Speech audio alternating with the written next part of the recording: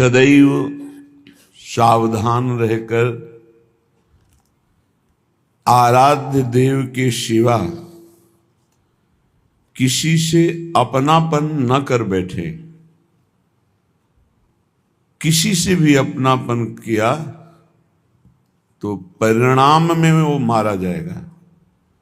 मारा जाने का तात्पर्य अपने नित्य स्वरूप की प्राप्ति के लिए जो मानव देह मिला था वो व्यर्थ चला जाएगा। किसी से भी अपनापन, मेरे तो श्री श्यामा श्याम दूसरो न कोई। अगर दूसरा कोई अपना है तो सच्चे मानो सिर्फ कष्ट के सिवा, चिंता के सिवा, शोक के सिवा और परिणामतः कुछ हाथ ना आना, यही परिणाम होगा। इतना राग हो गया है शरीर से और शरीर संबंधियों से, शरीर भोगों से, कि ये बात हमारी समझ में ही नहीं आती कि मेरे तो श्री श्यामा श्याम दूसरो न कोई। ये भी पता है जाना है, ये भी पता है कुछ साथ नहीं जाना है, फिर भी सावधान नहीं। कैसी भगवान की विचित्र माया है कि जानते हुए भी अपने दिव्य कमाई के समय को व्यर्थ में गंवा रहा है। दिव्य कमाई, नाम रूप लीला धाम। अपने इष्ट का नाम, अपने इष्ट का रूप, अपने इष्ट का धाम, अपने इष्ट की लीला, बस यही सर्वस्व है।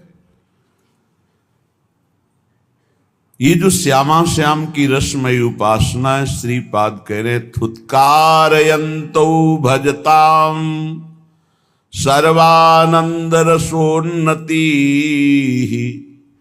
यो भजेन नित्यमेकेन भावेन तमहम भजे। यो भजेन नित्यमेकेन, ये बहुत खास बात है। यो भजे नित्य मेकेन, अपने इष्ट का ही केवल भजन, अंतर में चिंतन, अन्य नहीं। ये बड़ा कृपा का मार्ग है। जब कृपा से इतने नजदीक आ चुके हो तो अनन्य हो जाओ। इष्ट की अनन्यता ही इस साधन मार्ग की सिद्धावस्था है। अब जितनी जल्दी आप अनन्य हो जाएं, अनन्यता में बड़ी दिव्यता है।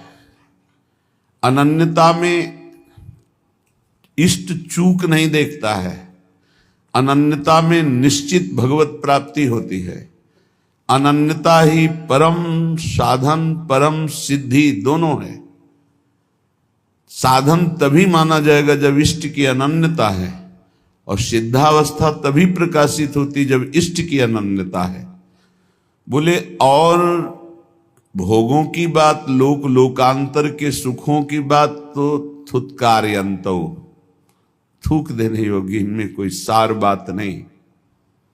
क्योंकि जो महारस का रसास्वादन करते हैं वही ऐसा बोल सकते हैं। थुत्कारयन्तो, थूक देने योग्य हैं सब लोक परलोक के जितने भोग हैं, वो सब व्यर्थ है। एक स्वाप्निक जैसे स्वप्न में हमने बहुत सुंदर सुंदर पदार्थ खाए, जगे तो हमारी भूख थोड़ी मिट गई।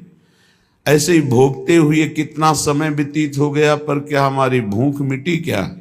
इसका मतलब स्वाप्निक है, साफ स्वाप्निक है। ये भगवान शंकर कह रहे हैं, उमा कहूं मैं अनुभव अपना, सत हरि भजन जगत सब सपना। सपना स्वाप्निक।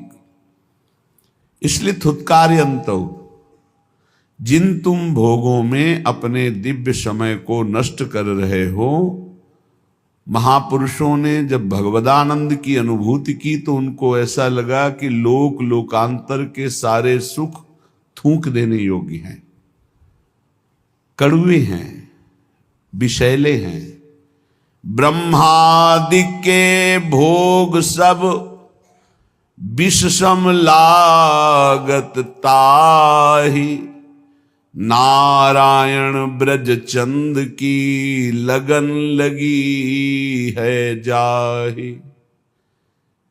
बिरह कमंडल कर लिए बैरागी दो नैन, मांगत दरस मधु करी छके रहे दिन रे। नारायण स्वामी जी कह रहे हैं जिनको श्री कृष्ण मिलन की लगन लग गई, उनको ब्रह्मादिक के भोग भी विष के समान लगते हैं। वो विरह रूपी कमंडल लिए वैरागी उनके नेत्र हैं, केवल दर्शन रूपी मधुकरी मांगते रहते हैं, रात दिन परमानंद में छके रहते हैं। जब कोई ये बताता है कि अमुक उपासक बहुत भगवत प्राप्ति के लिए विकल है, तो ऐसा लगता है कि भगवान इस कलिकाल में कोई भगवत प्राप्ति के लिए विकल है। धन्याति धन्य भाग उस साधक के, उपासक के, जिसको ये बात आ गई कि मुझे भगवत प्राप्ति करनी है। कैसे भगवत प्राप्ति? वो विकल है अंदर से। भगवत प्राप्ति की विकलताएं अनेक जन्मों के साधनाओं का फल समझ लो, या गुरु, संत, भगवंत, शास्त्र सबकी एक साथ कृपा समझ लो। भगवत प्राप्ति की चाह हो जाना, जिसके अंदर प्रभु के मिलन की चाह हो जाती, तो मृत्यु लोक के या स्वर्गलोक के सुखों की क्या, ब्रह्मलोक के भोगों को भी वो विष के समान देखता है। तो श्रीपाद करे थुतकारे अंतो, थूक देने योग्य हैं ये सब भोग। भजताम सर्वानंद रसोन्नति ही, भजनानंदियों की पराकाष्ठा है श्री प्रिया प्रीतम का भजन। भजनों में सबसे सर्वश्रेष्ठ नित्य विहार भजन है। समस्त रसिक महापुरुषों ने स्वीकार किया। श्यामा श्याम का आठों पहर दुलार करते हुए उनके चिंतन में डूबना, सेवा सुख चिंतन में डूबना, इससे बड़ा कोई भजन नहीं है। भजताम सर्वानंद रसोन्नति ही, सर्वानंद प्रदान करने वाला उन्नति, पराकाष्ठा, नित्य नवम नवम महारस महामाधुर्य। कौन? बोले श्री प्रिया प्रीतम का, श्यामा श्याम का। इसलिए यो भजे नित्य में केन भावेन तम हम भजे, जो एक भाव से, कभी ये कभी ये कभी ये, तो अभ्यास का भजन हुआ। वो प्रेम का भजन एक ही का, एक ही का नाम, एक ही का रूप, एक ही की लीला, एक ही धाम, पूर्ण आसक्त चित्त श्यामा श्याम में।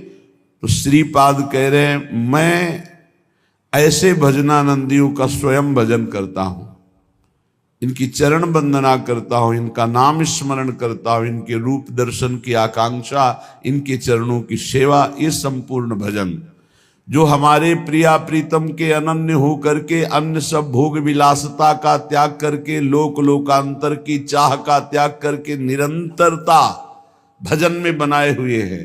मैं ऐसे प्रिया प्रीतम के प्रेमी भजनानंदी महापुरुषों को प्रणाम करता हूं, उनका स्मरण करता हूं, उनकी सेवा की चाह करता हूं। भज धातु सेवायाम।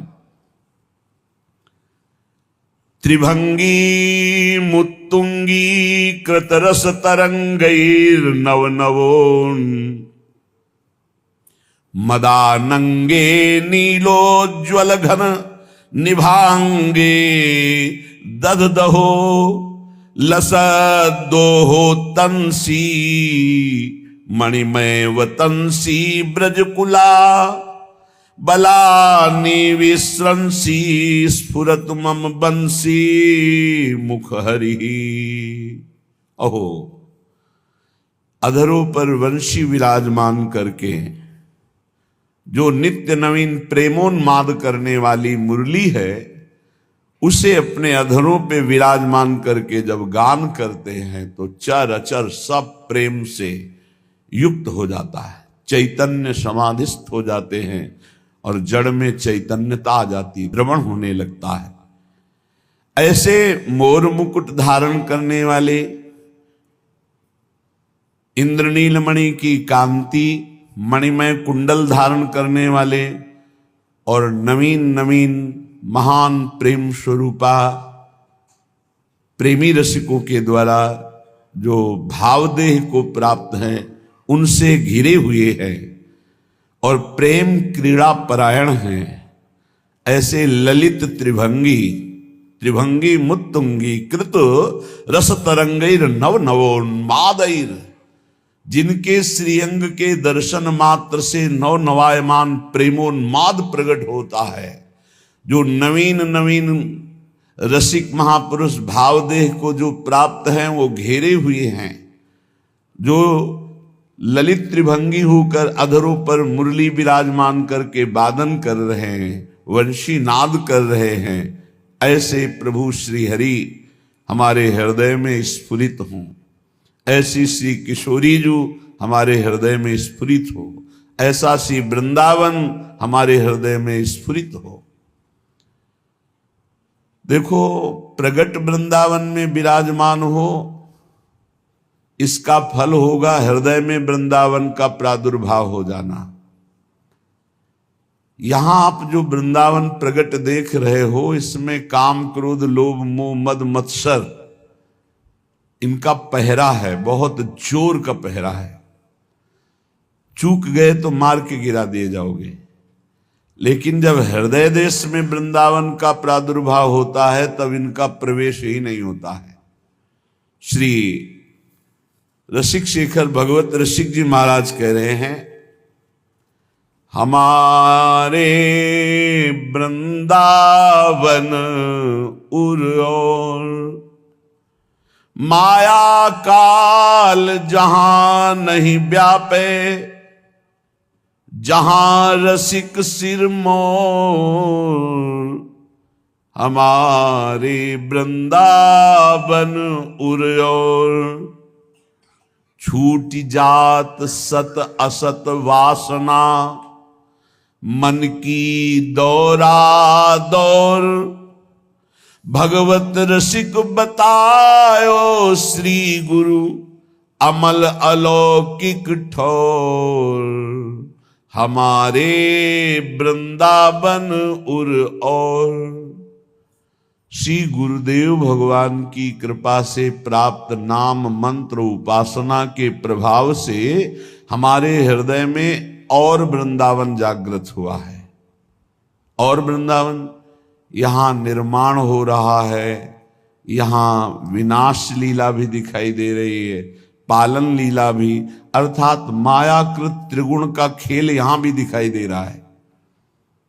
सृजन, जन्म होना, पालन, बढ़ना और नष्ट हो जाना, संहार, तीनों लीलाएं भगवान की यहां दिखाई दे रही है।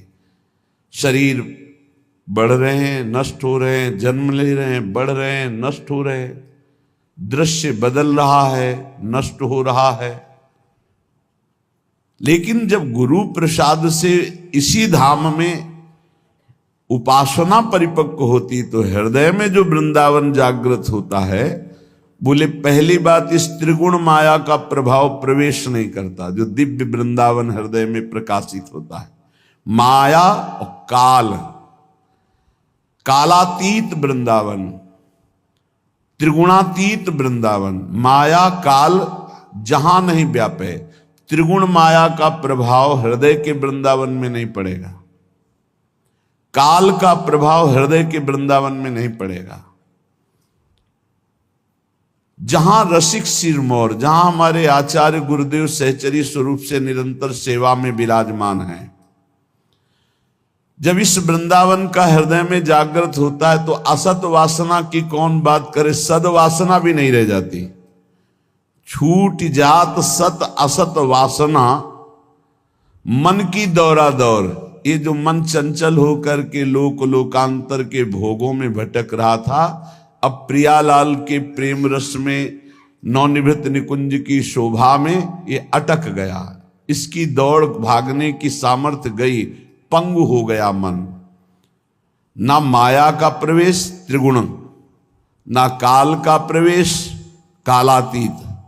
जहां हमारे रसिक शेखर आचार्य सहचरी वपु से, गुरुदेव सहचरी वपु से सेवा परायण हैं, वो दिव्य वृंदावन हमारे हृदय में प्रकाशित हुआ। सद और असद दोनों वासनाएं छूट गई, निर्वासनिक हृदय, मन पंगु हो गया, भगवत रसिक जी कहते हैं ऐसा अलौकिक ठौर गुरुदेव की कृपा से हृदय में जागृत हुआ। ये अलौकिक वृंदावन कब जागृत होता है? कैसे? उपासक के, जिसको पाई भर परवाह नहीं होती, न लोक की न वेद की, एकमात्र श्यामा श्याम का अनन्य होकर रात दिन भजन में लगा है, सेवा में लगा है, चिंतन में लगा है, जिसके हृदय में नरक स्वर्ग अपवर्ग आस नहीं त्रास है, जहां राखो तहां रहो मानी सुख राशि है, देव दया करि दान न भूलो के लिको, भगवत बलित तमाल बिलो को बेलिको। बहुत सुंदर निष्ठा का वर्णन है। इस निष्ठा के बिना दिव्य वृंदावन में आपका प्रवेश या आपके हृदय में दिव्य वृंदावन का प्रकाश होना ये बड़ा कठिन है। बहुत बड़ी कृपा हो गई, दरवाजे में तो आ गए, बस अब घर में प्रवेश करने। दरवाजे के बाहर त्रिगुण का पहरा है, अभी दरवाजे पे हो, अभी अंदर प्रवेश नहीं हुए।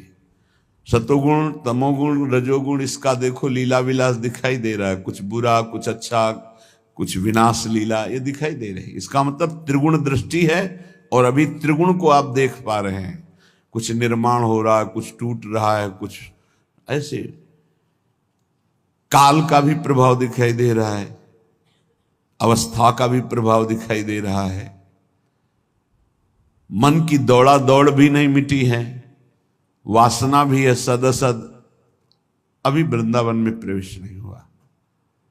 यही वृंदावन है, पर त्रिगुण का जो तुम्हें खेल दिखाई दे रहा है इससे परे है यहां का खेल। ये कब हृदय में जागृत होगा? जब ऐसे भजन में लगो कि नरक स्वर्ग अपवर्ग आस नहीं त्रास है, ना तो नरक का त्रास है न स्वर्ग और मोक्ष की आस है।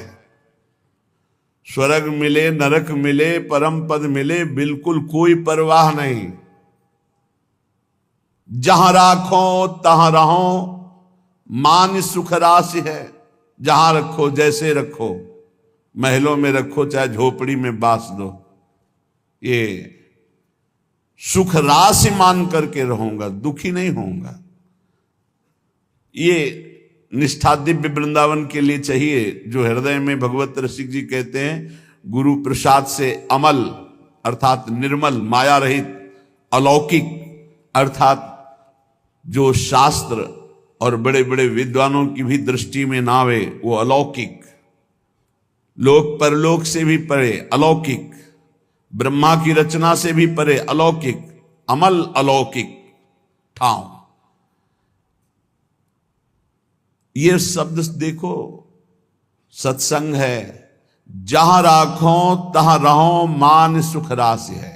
हे नाथ, यदि आप बहुत दूर रखते हो तो मैं आपके आश्रित होकर आपका नाम जप करते हुए आपके ही अधीन रहूंगा।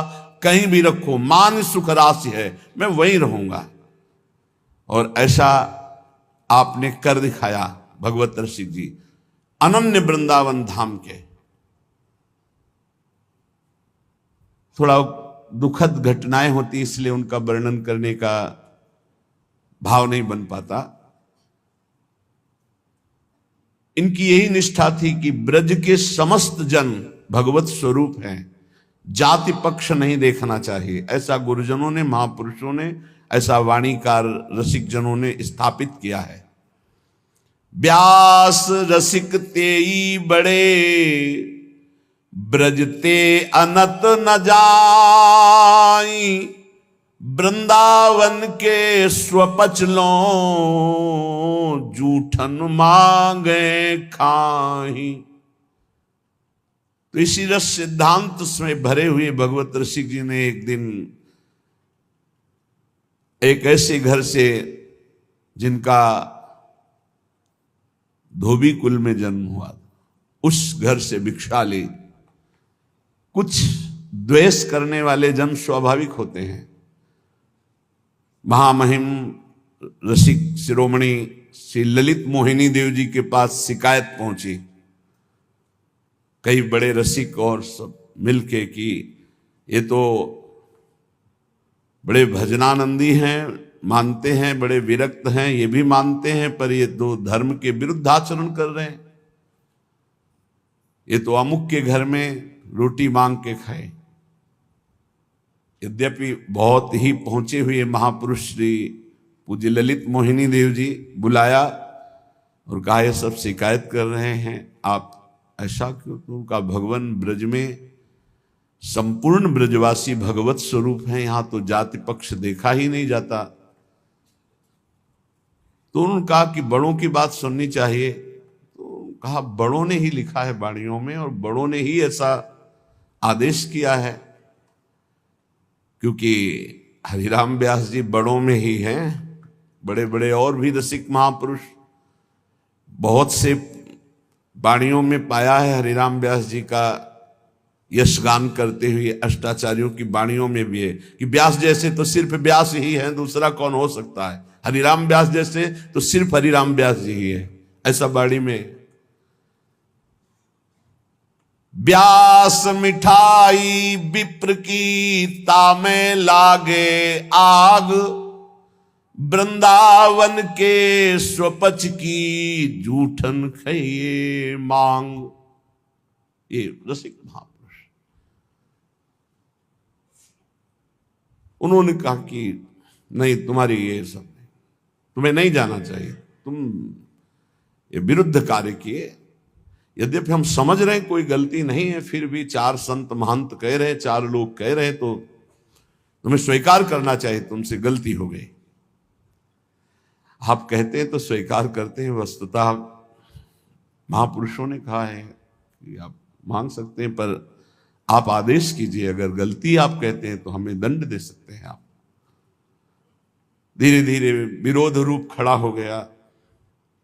यद्यपि पूज्य श्री ललित मोहिनी देव जी हृदय से प्यार करते थे, जानते थे कि नहीं, किंचन मात्र त्रुटि नहीं है। फिर एक दिन बुलाया और कहा देखो, हम जानते हैं कोई त्रुटि नहीं है, पर सब संत महंत जन ऐसा कहते हैं कि आप ऐसा किए हो, तो आप वृंदावन से निकल जाओ, वृंदावन में मत दिखाई देना। कितना गुरुजनों का आदर महापुरुष करते थे, मतलब हृदय में सामर्थ्य नहीं ऐसी, सामर्थ्य ही नहीं ऐसी, जैसे महापुरुष जन अपने गुरुजनों की आज्ञा का पालन किए, ऐसी सामर्थ्य नहीं। मतलब कितनी बड़ी बात है कि वृंदावन रस के परम रसिक, वृंदावन रजोप सेवी, एक क्षण भी वृंदावन से बिलक जीने की हिम्मत नहीं, ऐसे महापुरुष। गुरु जी ने कहा निकल जाओ वृंदावन से, वृंदावन में अब तुम दिखाई मत देना, दर्शन मत देना वृंदावन में। और भी विचित्र लीला हुई कि भगवत रसिक जी की वाणी को आदेश हुआ कि यमुना में विश्राम दे दो, प्रकाशित ही न हो। अब लीला गुरुजनों की, ऐसा क्यों कहा, वाणी जी के प्रति क्यों कहा? क्योंकि प्रमाणित होना चाहिए कि भगवत रसिक जी की वाणी ये सिद्ध वाणी है। यमुना जी में डुबोया तो ना एक कागज गीला हुआ, ना वाणी जी डूबी, ऊपर ऐसे ही यमुना जी ले विराजमान रही। फिर वाणी सिद्ध वाणी। गुरुजनों की लीला में आंतरिक रहस्य रहता है, प्रगट में दिखाई देता है गुरुजन कैसा व्यवहार कर रहे हैं कि वाणी जी को डुबवा दिया, लेकिन गुरुजन ये प्रमाणित कर रहे हैं कि मेरे शिष्य भगवत रसिक की वाणी सिद्ध वाणी है। यमुना जी अपनी गोद में ले रही, एक बूंद जल किसी भी पन्ने में नहीं लगा, कोई भी वाणी किसी भी तरह से खंडित नहीं हुई, पूरी वाणी पुनः वापस हुई। भगवत रसिक जी ने श्री चरणों में प्रणाम किया और कहा कभी अब दोबारा दर्शन नहीं होंगे हमारे आपके, आपकी आज्ञा का अक्षरशः पालन होगा। और यमुना का किनारा पकड़ा और सीधे प्रयागराज झूसी में यमुना के पावन पुलिन तट पर निरंतर नित्य विहार श्री श्यामा श्याम का अवलोकन करते हुए, कल आपने सुना जब शरीर छोड़ा तो सब अलौकिक दिव्य विभूतियां आ गई स्वागत करने के लिए। गंगा जी ने कहा आप अभी इसी क्षण शिवलोक को चलिए, ब्रह्मलोक को चले, कोई कह रहा अमुक लोक को चले, सरस्वती जी कह रहे ब्रह्मलोक चलिए, साहब विश्व का वैभव आपके लिए। भगवत ऋषि जी ने कहा नहीं, हमारा लक्ष्य ही नहीं है, हमारा लक्ष्य तो श्यामा श्याम है। हम तो यमुना सखी के साथ अपने प्रिय नवनिवृत्त निकुंज में जा रहे हैं, जहाँ स्वामी जी बिहारी बिहारिंजू का दुलार करते हैं। मुझे शरीर पूरा हुआ और आश्चर्य की बात कि प्रवाह में शरीर संगम की तरफ जाना चाहिए, पर यमुना जी उल्टा लहरों में लेकर के शरीर को प्रवाहित करने लगी वृंदावन की तरफ। इस सब ने देखा दिव्य महापुरुष का शरीर भी दिव्य होता है। तब वो कह रहे हैं नरक स्वर्ग अपवर्ग आस नहीं त्रास है, जहां राखो तह रहो मान सुख राशि है। देव दया कर दान न भूलो के लिको, भगवत बलित तमाल बिलोको बेलिको। मुझे नरक का भय नहीं है, स्वर्ग और मोक्ष की चाह नहीं है, जा रखो हे श्यामा श्याम, हे गुरुदेव, वहीं सुख राशि मान करके रहूंगा।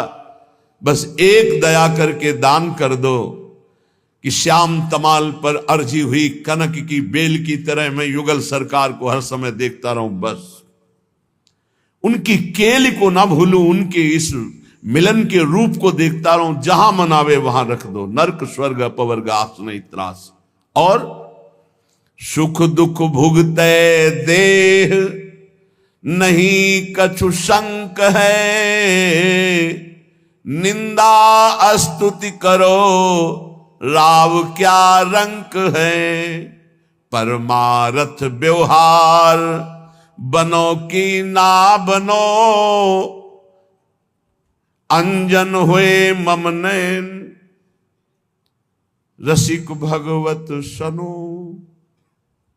भगवत रसिक जी कह रहे मुझे इसकी भी परवाह नहीं, शरीर दुख भोगे या सुख, इसकी भी परवाह नहीं। सुख दुख भुगते देह नहीं कछु शंक है, इसकी कोई परवाह नहीं। चाहे भयानक शरीर को पीड़ा दी जाए या शरीर की अनुकूलता दी जाए, मुझे इस शरीर की प्रतिकूलता अनुकूलता से कोई मतलब नहीं। निंदा स्तुति करो राव क्या रंक है। कोई नीच से भी नीच पुरुष हमारी निंदा करे उससे क्या फर्क पड़ता है, या कोई बड़े से बड़े राजा आकर प्रणाम करे स्तुति करे उससे क्या फर्क पड़ता है। स्तुति और निंदा से परे, अनुकूलता और प्रतिकूलता से, देह भाव से ऊपर परमार्थ व्यवहार बनो कि ना बनो। परमार्थ भी बने ना बने, व्यवहार बने भी ना बने, भाई एक बात केवल चाहते हैं, जैसे नेत्रों में अंजन अंजा रहे ऐसे युगल सरकार केवल हमारे नेत्रों में बसे रहे। बस अंजन हुए मम नयन रसिक भगवत सनो। भगवत रसिक जी कहते हैं हमारे नेत्रों में बसी गौर श्याम जोड़ी झलकती रहे, इसके सिवा और कुछ नहीं। ये हमारे प्रभु